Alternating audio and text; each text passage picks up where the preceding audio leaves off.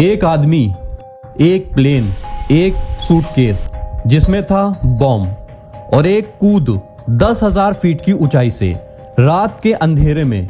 फिर सब कुछ गायब। ना उस आदमी का पता चला, ना उसके पैराशूट का और ना उन पैसों का।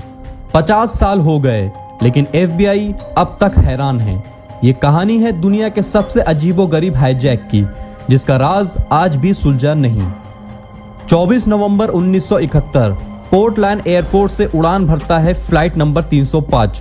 एक आदमी आता है, सूट पहने हुए, सनग्लासेस लगाए हुए और हाथ में एक सूटकेस। नाम लिखवाया डैन कूपर।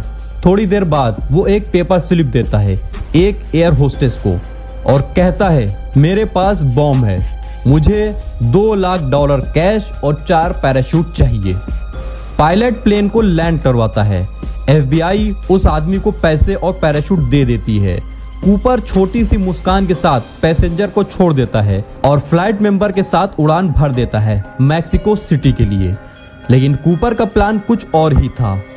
प्लेन 10,000 फीट की ऊंचाई पर था, नेवाडा के अंधेरों में, बिजली की चमक के बीच। कूपर पिछले दरवाजे से निकलता है और पैराशूट के साथ उड़ जाता है। ना कभी उसकी बॉडी मिली, ना पैराशूट और ना कूपर, सिर्फ हवा में गुम हो गया।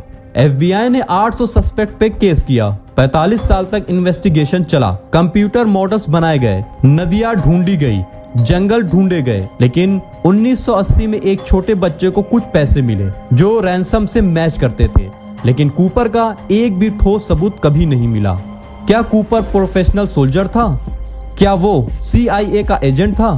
कुछ लोग कहते हैं कि कूपर जिंदा है और हर साल उस दिन छुपके से विस्की पीता है, FBI का मजाक उड़ाता है।